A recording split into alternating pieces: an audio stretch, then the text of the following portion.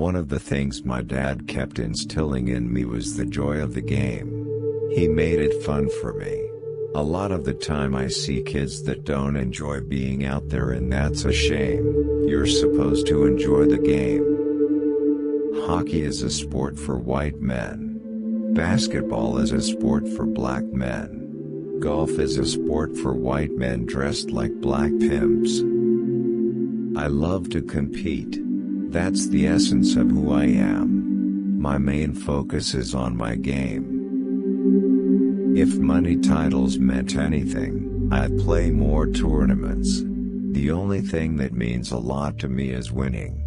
If I have more wins than anybody else and win more majors than anybody else in the same year, then it's been a good year. I'm committed to try to make the product the best I possibly can. All I can say is that I'm getting married in the future. I've narrowed it down to that. I did envisage being this successful as a player, but not all the hysteria around it off the golf course. I am not without faults, and I am far short of perfect. I'd like to share my experiences and the lessons I've learned and hopefully create some amazing, fun courses.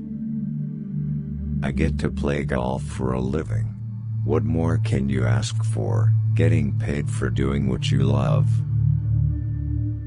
I'm aware if I'm playing at my best I'm tough to beat, and I enjoy that.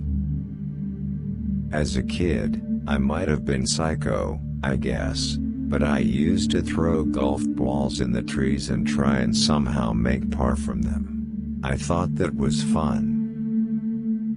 I lost my ability to will things to happen. I'm addicted. I'm addicted to golf. I'm not as far along as Jack Nicklaus was at this age, but I'm trying. It will always be the ball and me. I look at a streak as I don't lose, literally.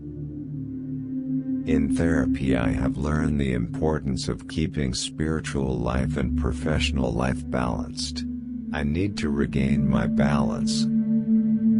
Personal sins should not require press releases, and problems within a family shouldn't have to mean public confessions.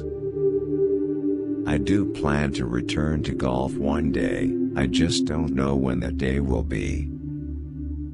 The Masters is where I won my first major, and I view this tournament with great respect. After a long and necessary time away from the game, I feel like I'm ready to start my season at Augusta.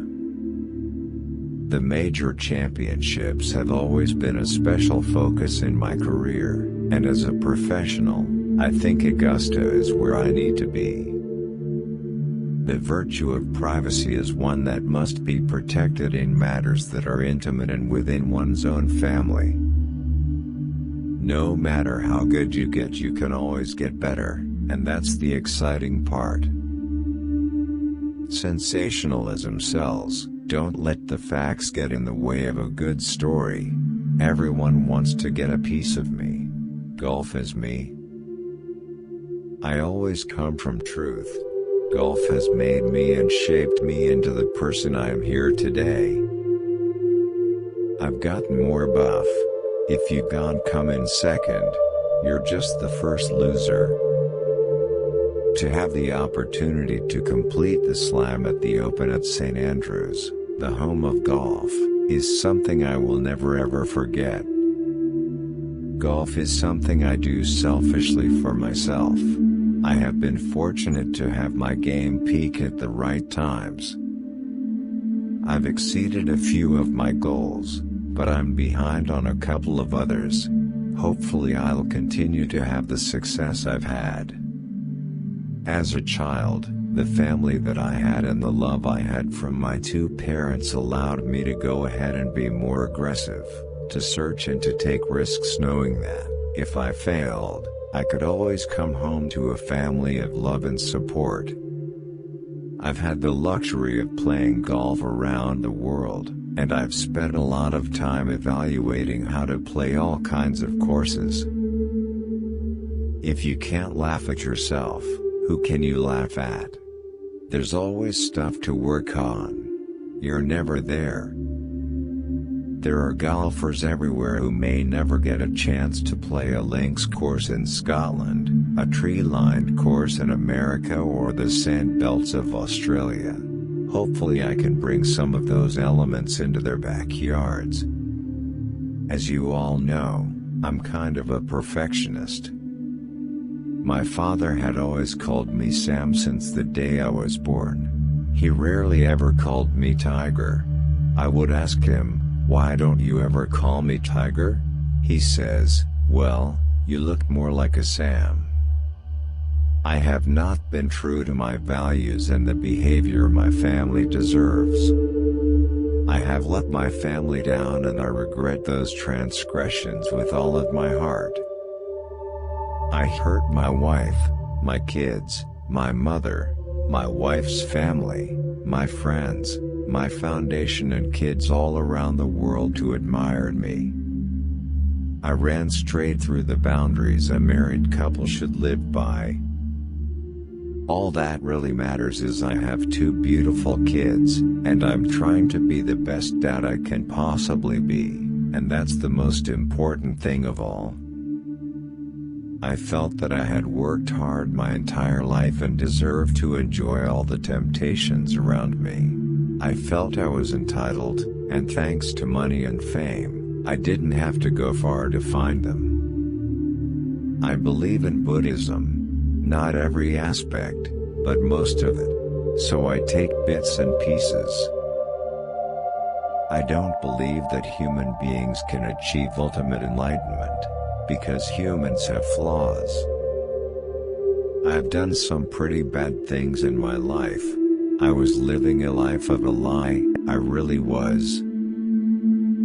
I'm lucky to have been able to represent different companies over my career. You hit a bad shot, you have to get over it right there and then so you can get focused on the next one. I believe that my creative mind is my greatest weapon. I always feel pressure. If you don't feel nervous, that means you don't care about how you play.